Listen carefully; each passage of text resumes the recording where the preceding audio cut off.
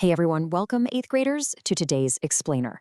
I am literally so excited to dive into this lesson with you. Today, we're exploring some of the most powerful, life-changing themes found anywhere in the Bible, specifically zeroing in on Romans chapter 5.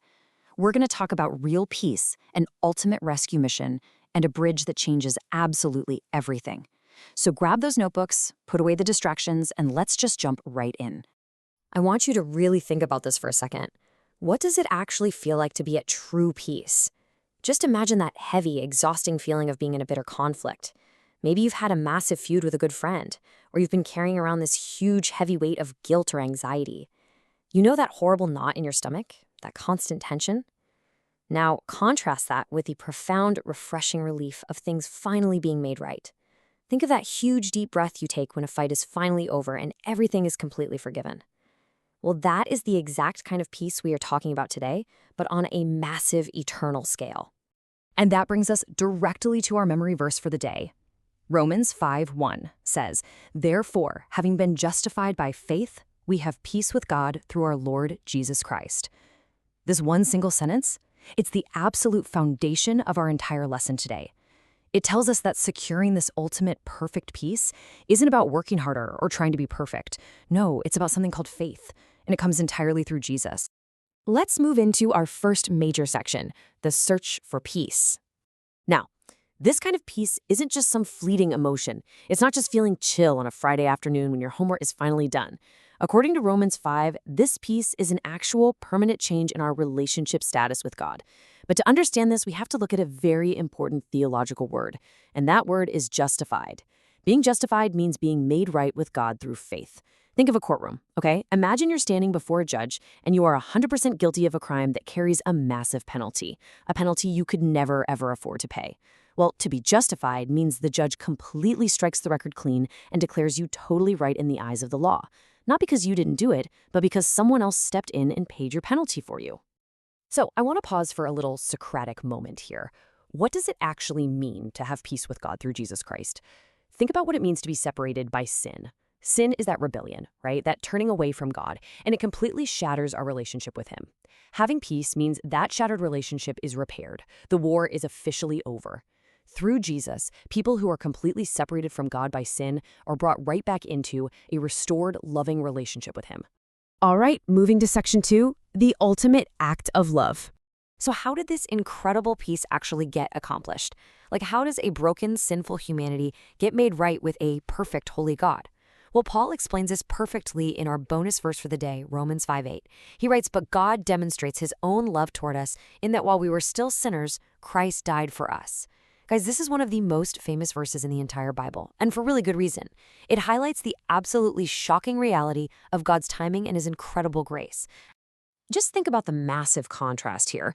What was our state? Well, we were still sinners. We were ungodly. We weren't trying our best. We hadn't cleaned up our act. We hadn't even promised to do better.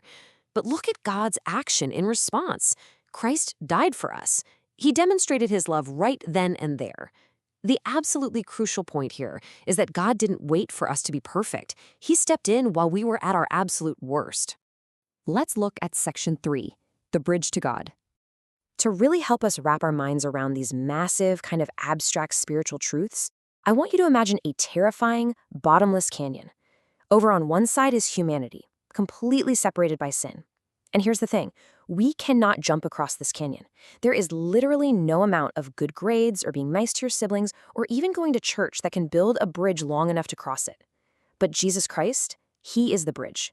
Through His death and resurrection, He spans that completely impossible gap, bringing us to true peace with God.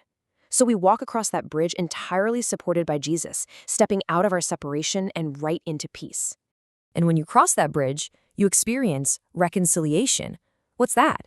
Well, reconciliation is the restoration of a broken relationship. It's being brought near to God. It's taking two parties who were totally at odds with each other and bringing them back together in perfect harmony. And that is exactly what Jesus did for us on the cross. Which brings us to section 4, VIP access to grace. Now, you need to know this isn't just some one-time event that we instantly forget about. No way. The moment we experience this born-again salvation, it unlocks ongoing, everyday benefits that impact exactly how you live your life right now, today as an 8th grader. Paul teaches that believers have access by faith into grace. Think of it kind of like being handed an unlimited VIP backstage pass into God's grace and mercy. You are no longer standing on the outside looking in. You have direct, unending access to the creator of the universe. But I want to challenge you with a question here.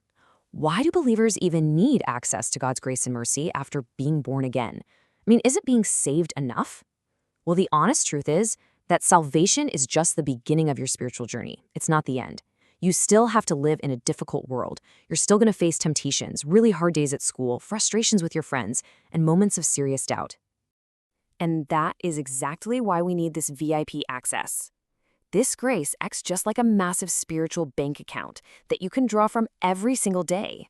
It provides the exact spiritual resources you need for surrendered faith when things get super confusing. It gives you the power for real obedience when you are strongly tempted to do the wrong thing. It gives you endurance when life just feels exhausting.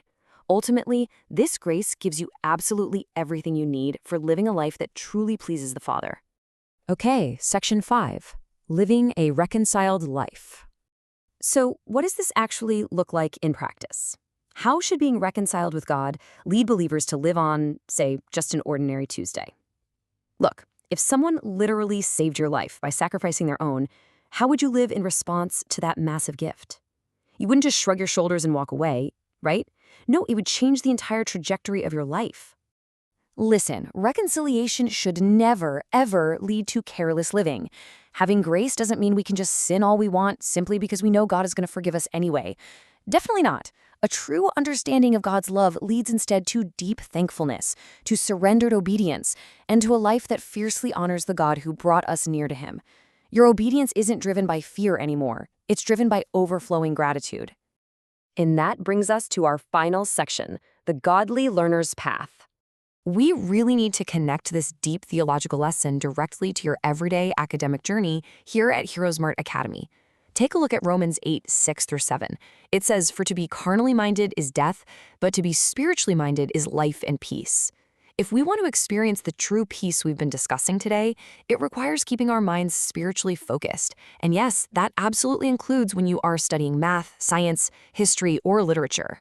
This right here is the absolute core of the HeroesMart Academy Godly Learners philosophy. We purposely intertwine biblical morality with education for a very specific reason, because education without morality can actually hurt you, and it can hurt the world around you.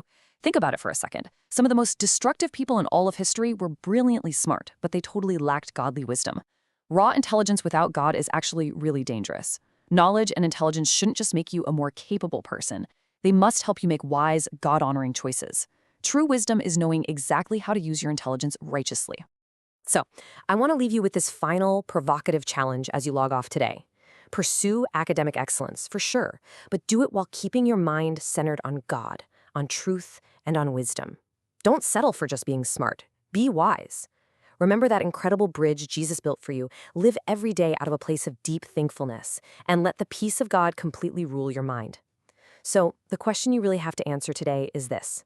Will you use your intelligence just to get good grades, or will you use it to step across that bridge and truly honor the God who rescued you?